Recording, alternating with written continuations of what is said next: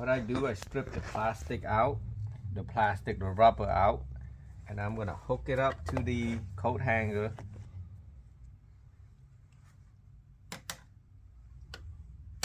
Like so. Black tape. Looking for that black tape. So start it from here.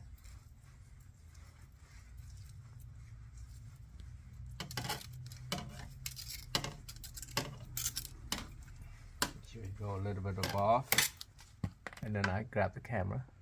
Now you will come to the here and you will see this part right there. Just cut it off.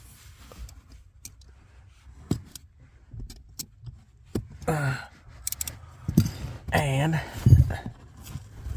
strip it out. There should be a booth right there like that, and you take a knife and just make an X. Preferably a stronger knife. This little knife's not gonna work right. Just a blade. I'm gonna grab me a different blade. So now the hook. My uncle gonna be up front and grab this hook right there and just poke it through. You see it? Okay, so he's gonna grab that. Push. Something stuck. So it's better to have two people. One, you're gonna get in and out. So 2 people is perfect. So the wire was sticking out about over a foot right there, and then now I'm gonna pull the wire to wherever I'm gonna hook up my amp at.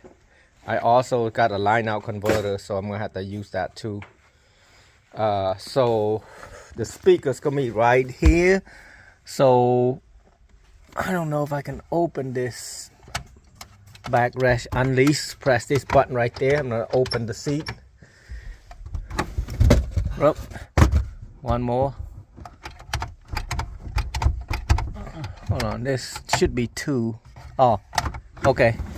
So it's 2 right there. I'm gonna put the amp right behind there and hide it in here and go underneath here. I might have to take this panel off, or I might just lift it like this and hide it in there. First, you want to move the seat forward. Try to hide it in here by lifting this up, but it won't work. So I'm gonna have to remove this and then pry it out.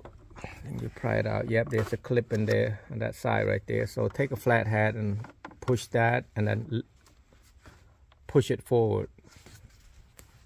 So here's how I pry it out. I just basically go right there, this one clip right here, and push it out that way, and then that one right there, and then it should come out like that. And that's all I'm going to be doing. I'm just going to snug the wire underneath the carpet right here. So the wire should be underneath the carpet like that, and then I'm going to push it back. I try not to take this whole thing off, so I can just snug it in, put it back, and make sure it's in the hole right here, and then hit it back in. I have to remove the seat out because it's not easy to move it out. Just snug it in here like so. Move that, hide it in here, run it out there. Make sure you wear gloves. Sometimes you don't know what's underneath here. Pull that out a little bit more, like so. Whole thing come out like that. It's a seat sensor right there. You want to make sure you're not breaking that piece. And then once you got it like that, and just pull the seat down, and then try to snug the wire so you can grab the other side.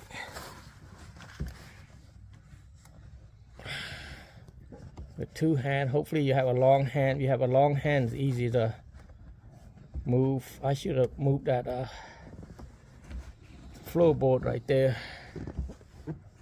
But yep, that's how you do it. I should have moved that out first, but it's okay.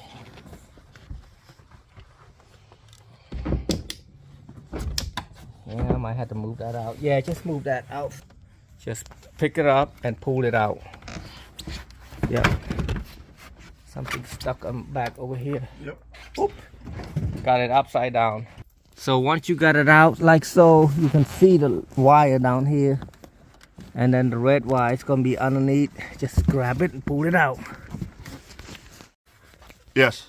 Now, if you want to remove the seat, all you do, take a crowbar right here, or pry bar, crowbar, put it down and see if you can hit that metal and then pry it out. I suggest going this side, it's easier. And then just all you do is push it, lift it like this. And sometimes you could just pull your hand and pull it out really hard, and it'll come out. And this wire right there, so you don't want to break this wire right there for the seat. So now this is how I'm gonna run the 2 speaker wire for the rear. I'm gonna try to use one, and I'm gonna use both and try to see the difference between the two, because people always ask me, why do you only running one side only? I've always done that and nothing ever changed. So I'm gonna talk about this 2 wire anyway later on. So right now I'm gonna be hooking up this speaker wire. There's 2 of them. I'm gonna put up left rear and the right rear. So I pull this green plug out from the amplifier underneath there right there by pushing this button, and then pull it straight out. So I'm gonna go to the left rear. I'm gonna hook it up to the red, green, and gray red. Red, green, and gray red, as you can see right here. Red, green is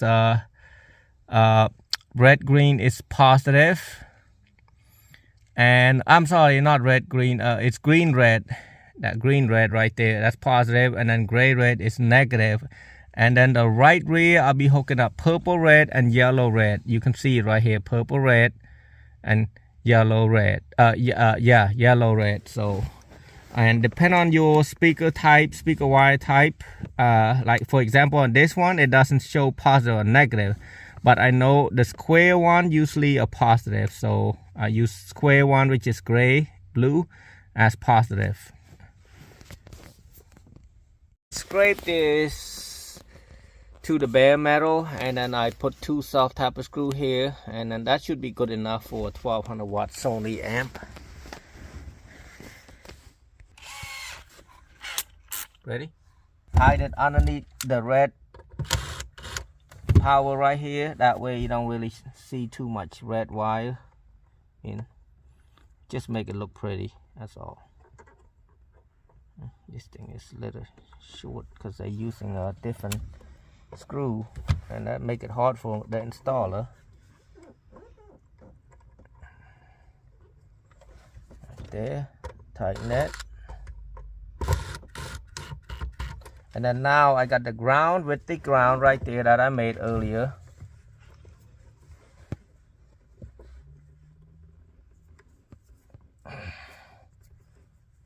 And this amp is old.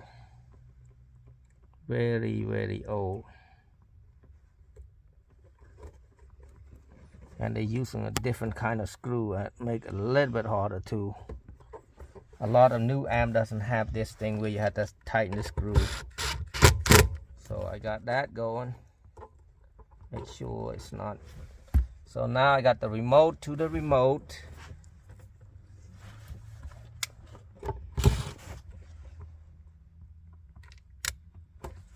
Make sure no copper sticking out.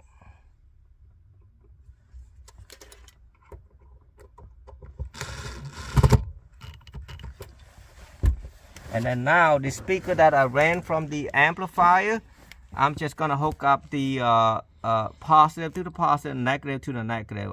I got the square one, which is a gray one. Go to the positive, and then that's it. So I'm gonna hook up the fuse holder right there. I'm gonna make it a little bit longer right there. I'm gonna run it inside like this to come up with the power right here. So now I'm gonna strip this about 1/2 of an inch, like so, and make sure the copper ain't out. And then I use the whatever size. Every one of these is different size, so I'm not gonna mention about this. Just remove it out. Some of them's got a 4 gauge, some of them got a 4 and 8 gauge. So if the 8 gauge is a smaller wire, you want to make sure it's enough for 8 gauge. There should be one in here that you can remove the ring out. This is 4 gauge and odd gauge. If it's an odd gauge, which is 0 gauge, remove this ring out.